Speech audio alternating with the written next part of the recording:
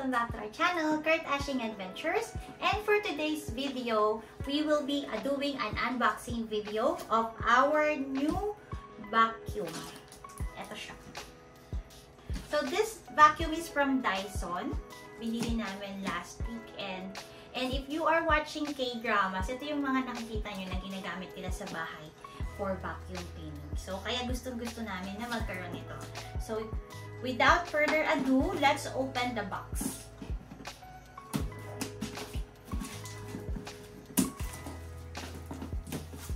And oops.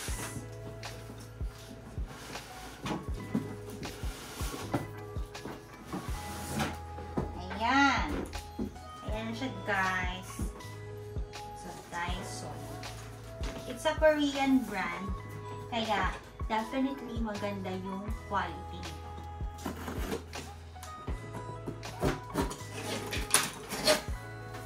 Ayan! So, inside the box, meron siya nitong QR code. Pag in-scan mo daw ito kasi, nandito yung parang application niya na you can install in your phone.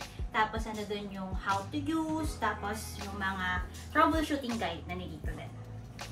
And of course, naroon din siya nung kanyang manual. Ito, kasama sa manual. And yung kanyang mga accessories. Pero buksan muna natin yung main vacuum. Ay.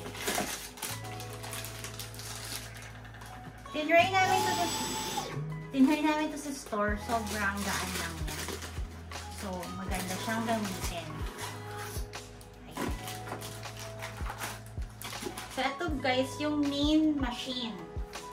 If you can see, para lang siyang barrel. Ayan. May trigger siya. Tapos, ayan. Wireless siya. Yung kinuha namin wireless. So, pwede mo siyang gamitin kahit sa bed, sa floor, sa ceiling, kahit saan. Pwede din sa car kasi nga wireless siya. Ayan. Sobrang gaan lang niya. Unlike yung vacuum namin before or yung current vacuum namin, medyo mabigat. Tapos, syempre yung mga accessories niya. Ito yung wand kung tawagin. Oops.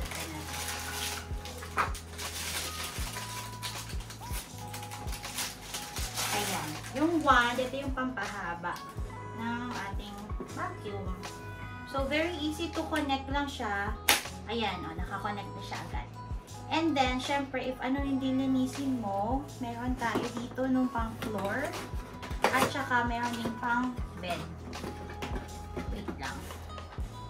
Ito naman guys, ito yung para sa floor niya. Yung accessory niya na pang floor. Connectin natin. Ayan. Ito siya guys. So, makikita nyo, maganda yung roller niya. Umiikot siya ng maayos. Tapos, ano siya, washable yung roller niya. So, pwede siyang i-wash kapag ka nagdumi na. Tapos, ika-connect mo lang siya dito sa dulo ng iyong vacuum. Very easy to connect lang na siya. Ayan, pag tumunog, nakasecure na yan. Ayan. So, ito na siya yung buo niya pagka gagamitin mo siya sa floor. Yan. So, pakita ko naman sa inyo yung iba pa niyang mga accessories. So, meron din dito na pang bed and mga tawag ito, bed, tapos sa mga unan, pwede din siya. So, yan. Ang maganda daw dito, nung dinemo to sa amin ni Kuya, na taga Dyson, is kapag ginamit mo siya, dahil at ganito yung roller niya inside, hindi magtatanggal dyan yung buhok. Kasi yung mga current vacuum, di ba, pagka ginamit mo siya, tapos may sinipsip siya na buhok, ang tendency is nagtatanggal lang siya dun sa roller, instead of going inside the vacuum. Pero dito sa Dyson, hindi siya mag-roll sa, sa roller niya. Dediretso siya dito sa lagyanan ng, sa compartment ng vacuum. Ayan. So, ito yung pang bed naman. And then, we also have yung etong dalawang connector niya or accessory niya. Ito naman, pagka sa mga edge, kunwari may mga maliliit na edges kayo na kailangang linisan, ito naman yung ikakabit nyo. This one. Yan. Ito yung pang-edge niya. So, kapag ka mayroong mga lilinisan na mga small spaces, hindi kasya yung roller kanina. So, ito naman yung gagamitin natin. Ayan.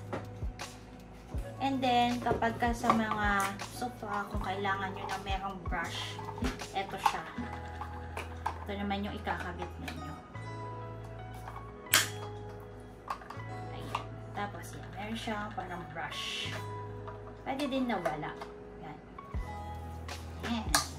Aside from the accessories ng vacuum itself, meron na din siyang kasamang docking station.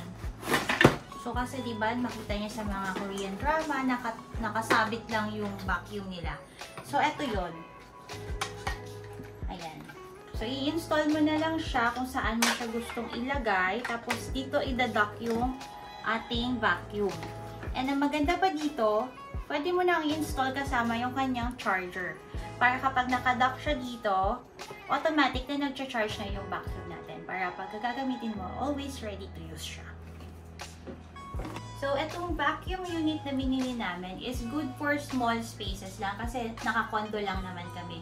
So, ang maximum capacity niya, yung wireless niya na naka-charge siya is for 40 minutes. Pero meron din silang smaller vacuum which can last only for 20 minutes. Mas maliit siya, mas makipot. And then there is also a bigger one na pwede naman sa mga large spaces. Yun, mga 1 hour, 1.5 hour yung tinatagal ng vacuum pagka ginagamit siya. Tapos ang iba pa sa kanya guys, ito, makikita mo dito kung ano yung charge niya. Kung ilan percent pa siya or kung ilan pa yung natitira na power ng iyong vacuum. And then, aside from that, nandito din yung mode niya. So, eco, ibig sabihin medyo mahina lang. If you want naman yung mas malakas, ayan, yung medium. And then, yung turbo o yung boost. Ayan yung mga different, ano niya, mode niya.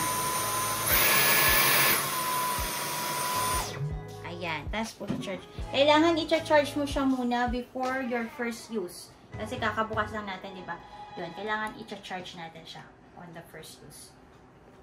So, ang total price nitong vacuum namin is 34,900. So, nasa higher end siya ng pricing ng mga vacuum. But I think it's really good quality naman kasi nga magandang brand yung Dyson. And it also have 1-year warranty, tapos 7 days na replacement if there are any factory defects dito sa unit. There are different Dyson stores na dito sa Pilipinas, but the store that we visited is in the Podium. I think they also have one in BGC, and then meron din sila mga stalls sa mga SM. Pero I recommend that you visit the store mismo para mas madami kayong mapapagpilian, which is in Podium. So guys, hindi namin siya matetest ngayon since hindi kami maglilinis pa. But, we'll definitely update you sa comment section kung ano yung performance ni Dyson Vacuum. And just in case you have questions as well, you can comment down below to this video for any updates or any questions about this new vacuum ng Dyson. So, thank you guys for watching. If you like this video, don't forget to hit that like button, share, and subscribe to our channel, Kurt Ashing Adventures, where adventure never ends. Thank you!